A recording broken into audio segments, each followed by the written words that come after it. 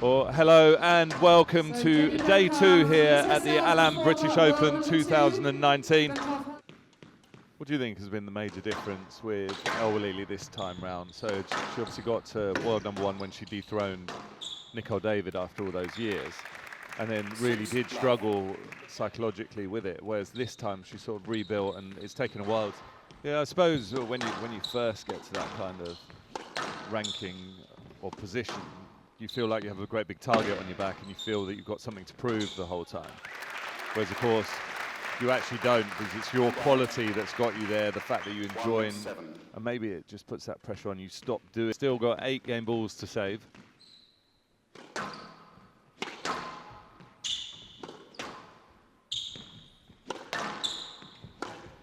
Well, there you go, ball going into the tin. Very impressive from Raneem Welily in that first game, and then another day exactly the same situation, and it just feels a bit not quite right. I remember when James Wilstrop had his hip sorted out in the operation, that was very much the case. You never really knew, and I think Chris Simpson said the same after his operation recently. It's a bit of a lottery whether it's going to be completely fine or whether it's just going to be a bit creaky. Yeah. I don't actually know how that feels. I've had some injury problems, but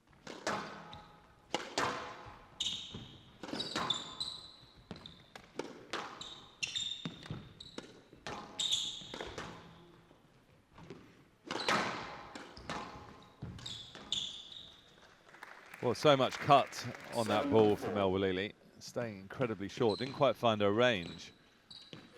we've just about got to stick it there on the wall for Raneem to miss one at the moment, I think.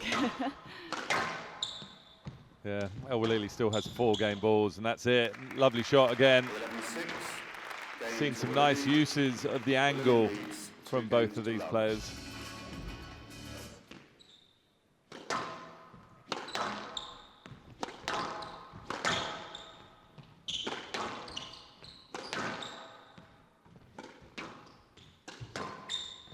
Yeah, it's very good.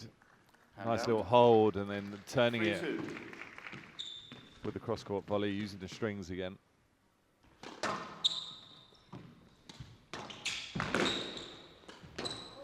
Oh, that's nice. It's wonderful from Duncalf. Reaching high, great.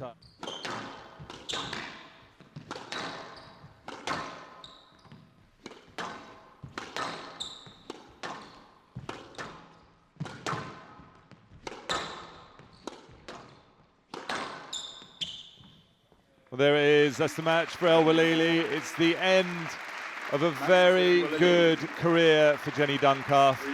She'll certainly be missed on the PSA World Tour, given the game so much, the former world #2.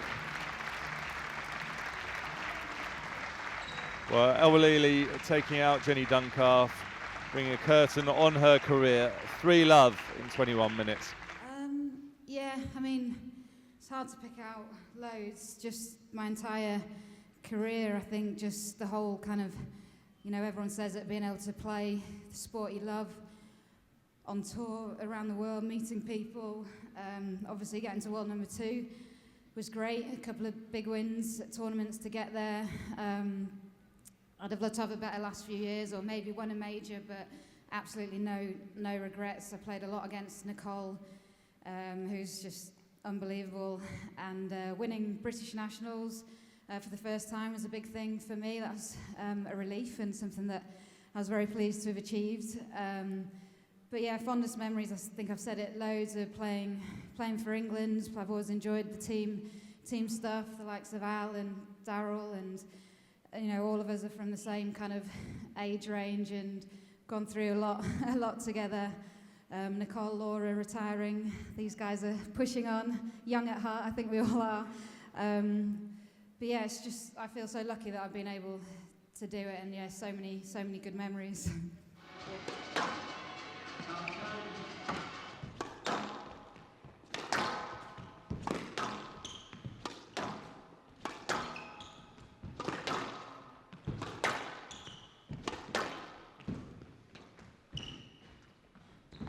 Good rally this, testing rally between the two of them. Good movement from Tayeb. And out.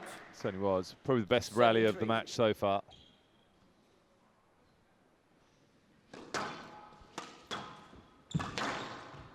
Yeah, it's good pressure from Tayeb. 9-4. Certainly looks sharp out there at the moment. Taking the ball early. Game I ball. think you've got a group of about 5 there, haven't you? I think you've got to throw Joelle King into the mix and Camille Serm as Yeah, well. definitely. I think you've got those 5 at the moment for me. Pretty much head and shoulders above the chasing pack. But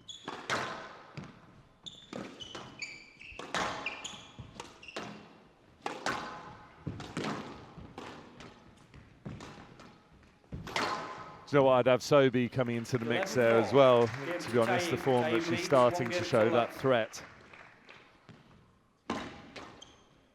well, barely 3 minutes on the clock here. Drew Boy already 5 points on the board for Tayeb, so she's not hanging around. Unbelievably tight. Great squeeze.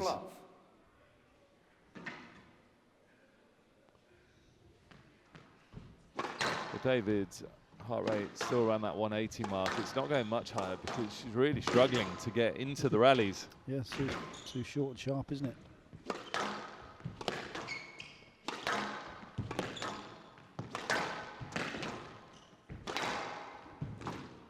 Down.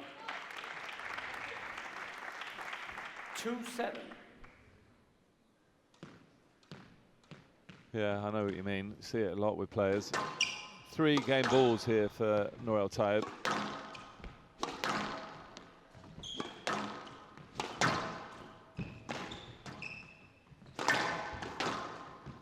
Right, straight onto the racket. The Black Widow closing out the second game. 11-7. 2 games still up.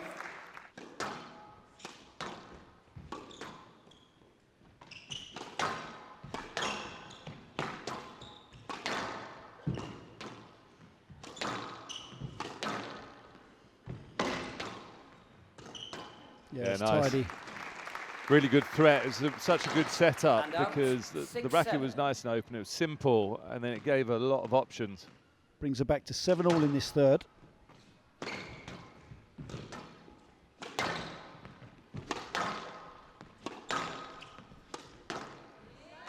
Well, Nicol David is on a run of points here. 8-7. He's got a chance.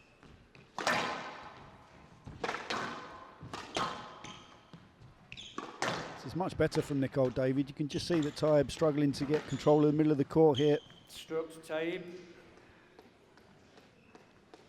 Just getting stuck And out. in that front 10-all. corner. It Play takes must win so by much 2 speed points. to get in there. Reckon she might close it out here, PJ. Well, she won't get too many more opportunities like this. And it's certainly Down. taken its toll physically. And there you see the reaction. She is fired up here, Nicol David. Yeah, well, she wants to keep this going. She enjoys it on the court way too much.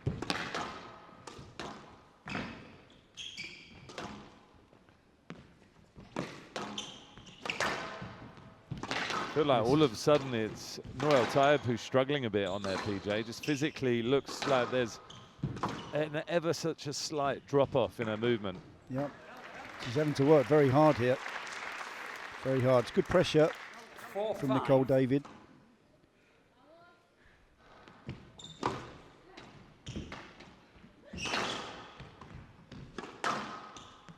Well, she's just starting to pick her game up when required here, Tayeb. Yeah, she's been clever with her shot selection as well. She's been thinking about it slightly more. 7-5.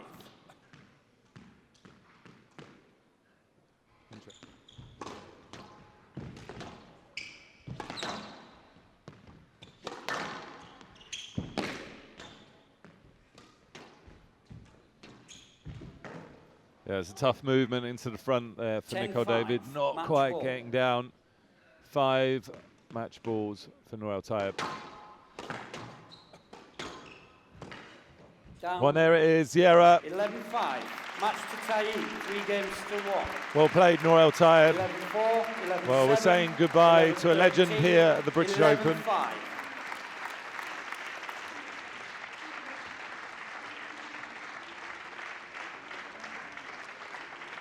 Well, huge moment. Nicol David bows out of the British Open after 41 minutes, losing to Nour Tayeb 3-1.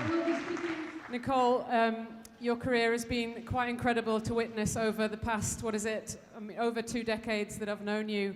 If we just go back a little bit further to start off, 2005, you won your first World Championships title and British Open title in the same year. I know it's a long time ago, but any memories from that time?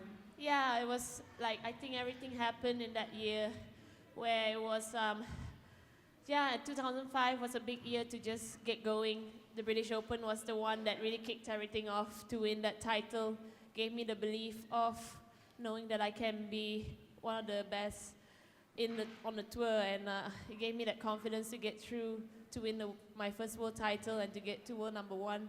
But at the time, you just never quite know until you really experience it firsthand. And as the year went by, I won my second world title, and that's when everything kicked off for me. So it all started from the British Open and gave me that belief to do what I do. And I can't believe it's been almost, nearly 2 decades. So and with you around as well, it was so hard to play you always. I always had to like go Vanessa again. Likewise. Yeah. So it was actually playing you as well that helped me to really give me that push to get better and beat you with, basically. Well, that wasn't my aim, but you're welcome. Interesting enough, the average match time is 38 minutes. That was been brought up by that 3-2 matchup that they had. A big boost of confidence for her coming into the last event, or the last couple of events. Well, the magic number we're looking for from these two is 186 for King, which he recorded at the World Series Finals back in 2018, and 188 for Wern.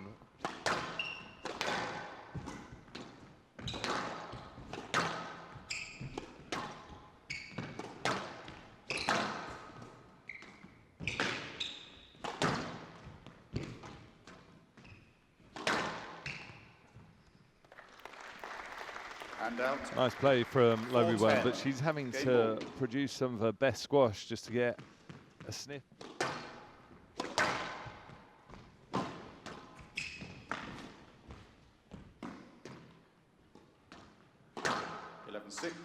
Going to King. Oh. King leads. I was sort of waiting for an ask, but no. Wern deciding she couldn't get that ball.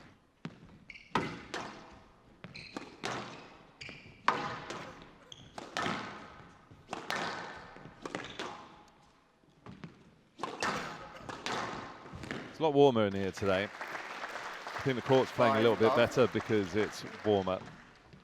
PJ's got his gun as well to measure the temperature when she was getting to the finals of these majors, but she's definitely there and returning to form and take a danger for all the top players, any one of them. Absolutely. I mean, I think going into the Manchester Open, the only players that she'd lost to were top 3. So she's found incredible consistency at that sort of top 8 level already. We're talking about consistency. Joelle King. Very similar to the last game. King got herself so far ahead and then just went for the quick finish. Gave a few points away before closing it out. King leads 2 games to Allam.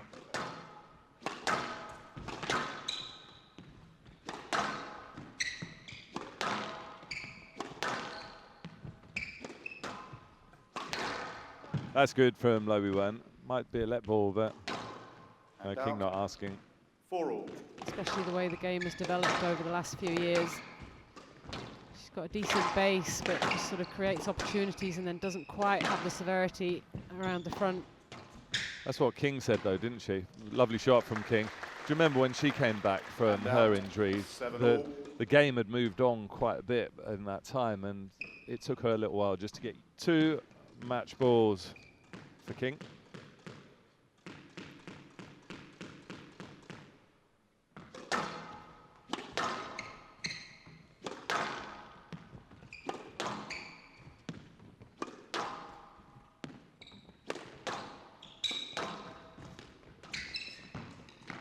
Oh, what a finish.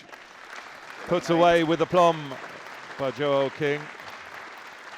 Fine form, probably perfect for the Kiwi, really. The fact that Wern came back at her in that third game meant she got a bit of a workout, a bit of a test.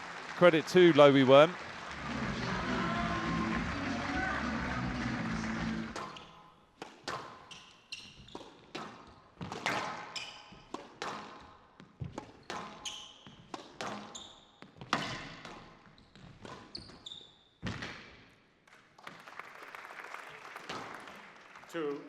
Love.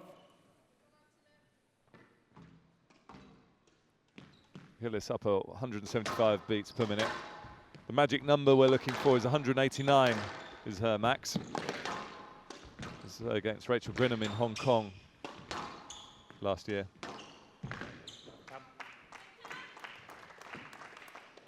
5-2. 5 game balls for Gilis. Pensive looking England team. Or Massaro team, I should say. Well, it's a good follow-up from Gilis. Massaro just missing her range with her shots, but Gilis looking confident, bouncing off the court.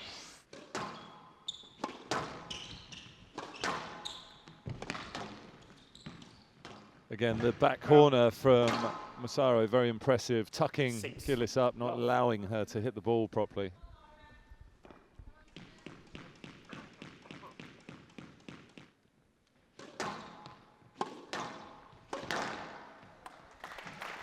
Well, this is a complete turnaround. Very dominant from the English player. Game ball.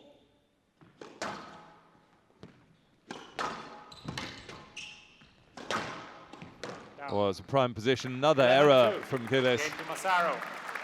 1 game all. Good target hitting from Massaro. Poor errors, really, from Gilis, where she was forcing it.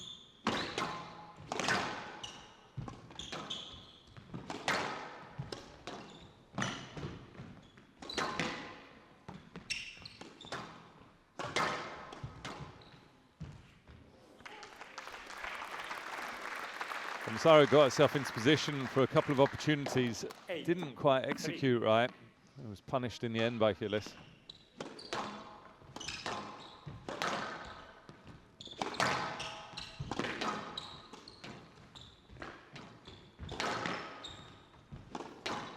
Well, the ball's just sitting up from Massaro. It's going to be a no-let. She's not hitting down on the ball and getting the trajectory that she'd be after in the shot. It's chipping up and it's allowing Gilis then to be the one to step on and attack.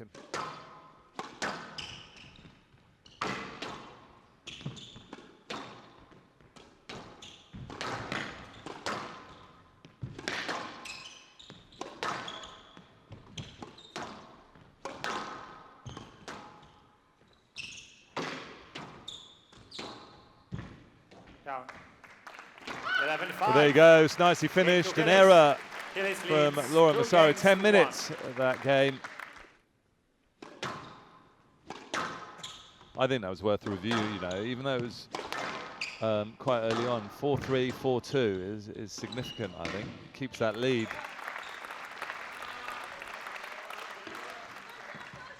For all.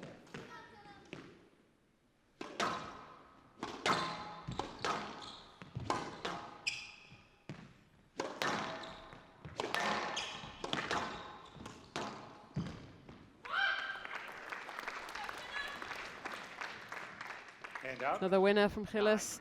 7. Yeah, it's really nice. Good balance as well from her. Dani Massaro confirming the ball was good. 3 match balls for Gilis.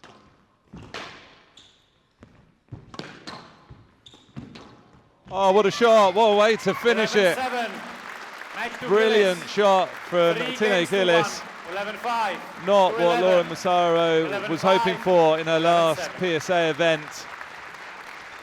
But she should still be very proud of everything she's achieved. Huge result from Tinne Gilis. We're saying goodbye to another great of the game. Someone that's had so much impact on squash. But it's Tinne Gilis taking out Laura Massaro 3-1 in 38 minutes. 11-5, 2-11, 11-5, 11-7. So to really describe probably what I was feeling tonight. Quite a lot of nerves through the day, which is a bit stupid really, because I've been in far more nerve-wracking situations, but I guess just had a lot of people come in and wanted to do my best, and had managed to put in a good performance in Manchester and 2 matches that I was really happy with. But I think DP actually said to me a couple of years ago he'd watched Tinne play and thought that she had some real potential.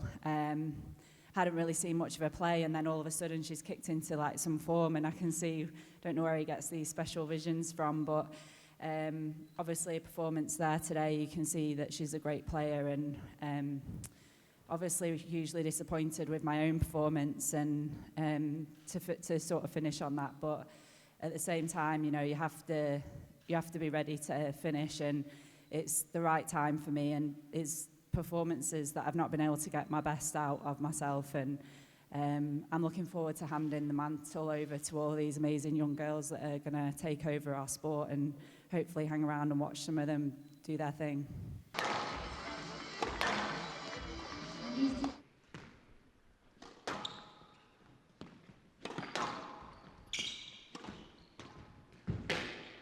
Well, the backhand has so many options for the Warrior Princess.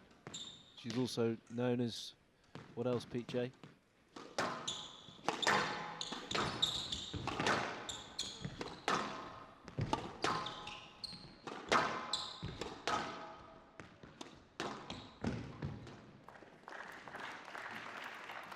Eight-4.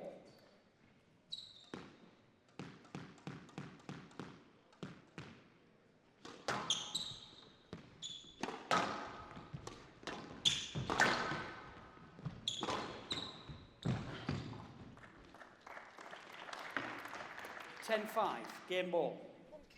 So El Sherbini making relatively light work so far of Hany. 5 game balls to take the first game. PJ. Pretty much on cruise control here. 11-5, game to Sherbini. So Sherbini leads, 1 game to love.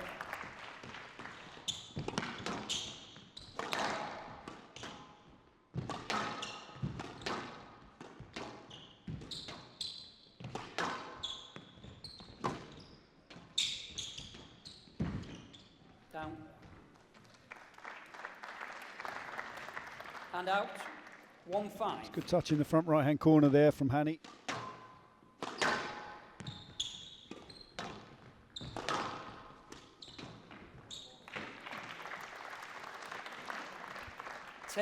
Game ball.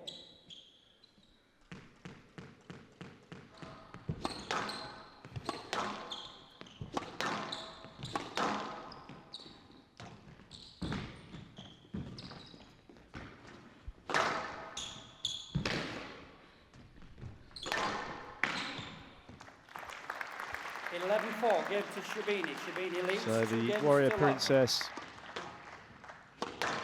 managing to convert the second game.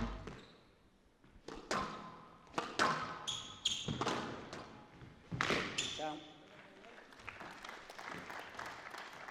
2-4.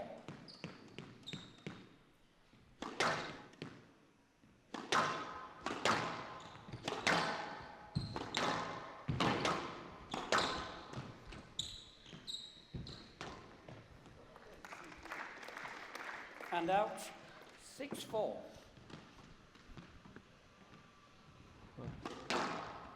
Yeah, it's good strength down the forehand side.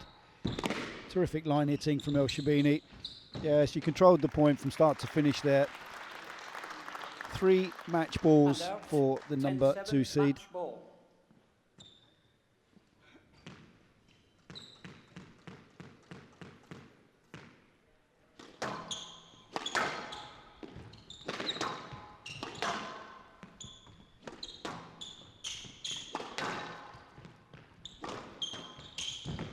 Down.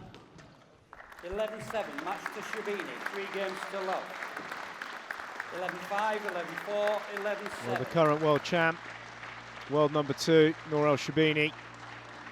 24 minutes to dispatch Hany, also of Egypt, to book her place into the 3rd round of this year's British Open.